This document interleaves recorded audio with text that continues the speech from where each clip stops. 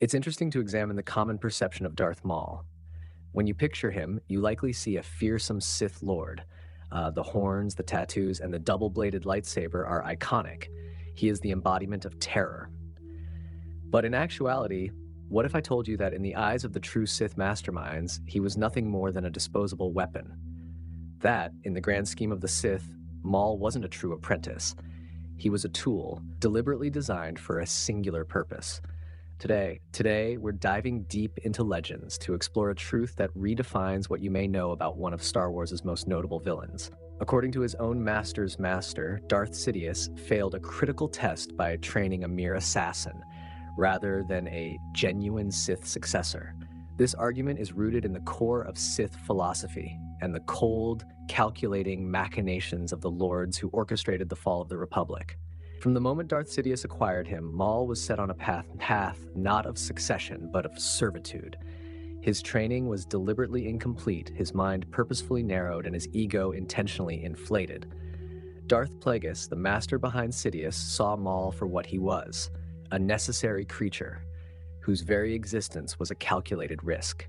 He was a scalpel, to be used for a precise incision and then discarded the moment the job was done. We're going to explore why Plagueis predicted Maul's failure, how Sidious's training methods guaranteed it, and why Maul's greatest strength, his rage, was also the key to his undoing. To understand why Maul was considered a weapon and not a lord, we first have to understand the Sith Grand Plan. For 1,000 years, the Order was governed by a single, brutal doctrine, the Rule of Two.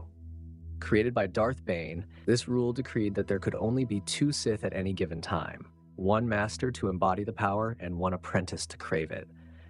This wasn't just about limiting their numbers. It ensured the Sith would operate from the shadows, accumulating power and patiently waiting for the perfect moment to strike down the Jedi. Every Sith apprentice was expected to one day challenge and kill their master, proving themselves worthy of carrying the Sith legacy forward. Now, here's where Maul's existence becomes complicated. When Darth Sidious took Maul as a child, he himself was still the apprentice to Darth Plagueis. This meant that, for a time, there were 3 Sith, a direct violation of Bane's sacred rule of 2. So why would Plagueis, a meticulous and paranoid Sith Lord, allow this?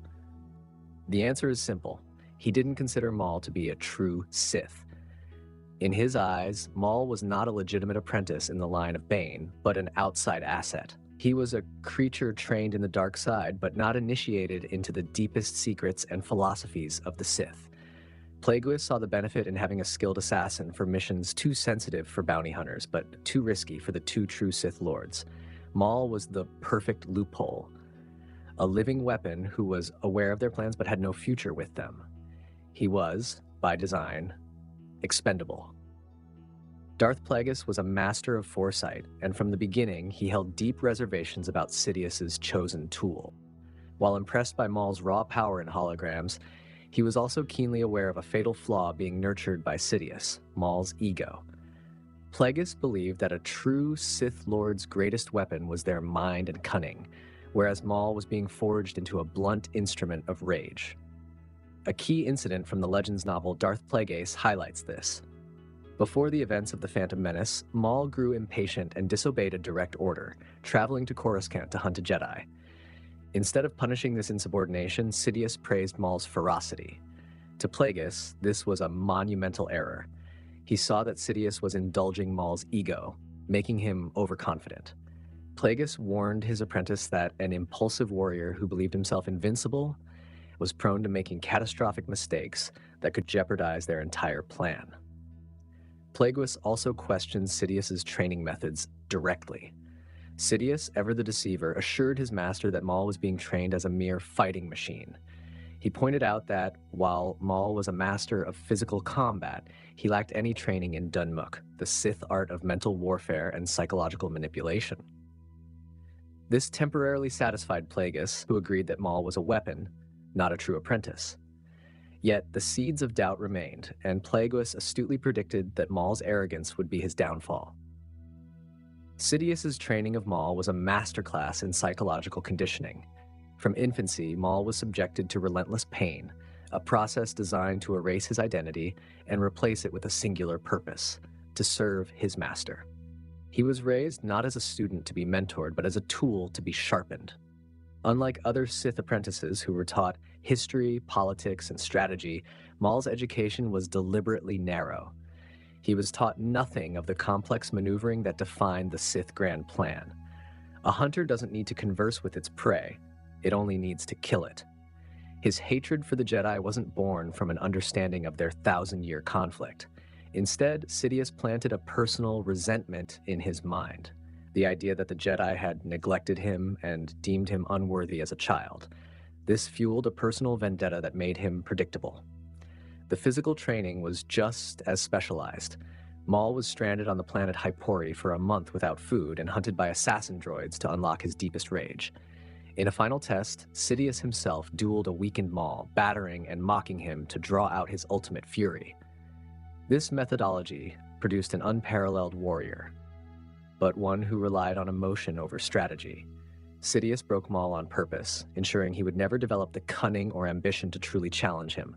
He was a perfect weapon, but a flawed Sith. Everything in Maul's life cultivated a powerful and dangerous ego. He was built to be a weapon, and came to believe he was an unstoppable one. This supreme arrogance, as predicted by Plagueis, led directly to his downfall. His mission in the Phantom Menace was a success in one respect. He revealed the Sith to the Jedi and killed Jedi Master Qui-Gon Jinn. But his victory was also his greatest failure. In the final moments of his duel on Naboo, Maul had the upper hand, having knocked Obi-Wan Kenobi into a deep reactor shaft. He stood there, pacing with contempt, the very picture of arrogant superiority. He saw Kenobi as a mere Padawan, a boy who was no match for a Lord of the Sith, and savored the moment rather than delivering a swift final blow. It was this overconfidence that gave Obi-Wan the opening he needed. By underestimating his opponent, Maul made the exact kind of ego-driven mistake that Plagueis had feared. He was bisected and left for dead, not by a superior warrior, but by a Padawan who capitalized on his enemy's fatal flaw.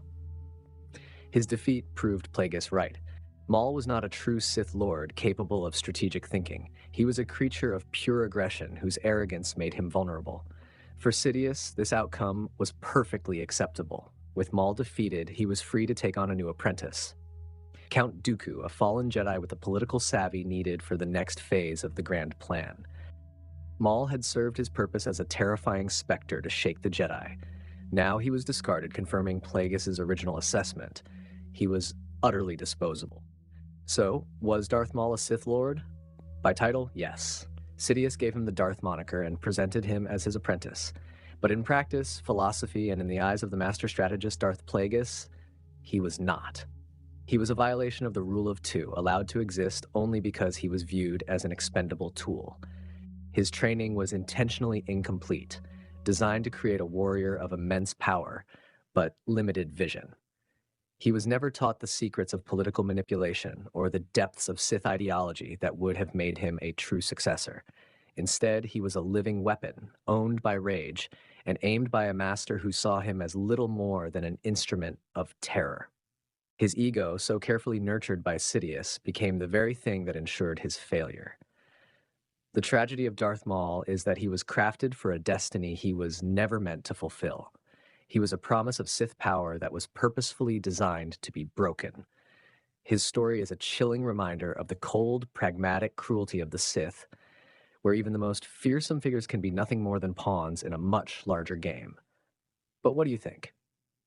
Do you believe that Plagueis should have kept a closer eye on Maul, or was Sidious's deception simply too masterful? Let us know your thoughts in the comments down below. If you enjoyed this deep dive into Sith lore, be sure to subscribe so you don't miss our next exploration of the Star Wars universe. Thank you for watching, and may the Force be with you.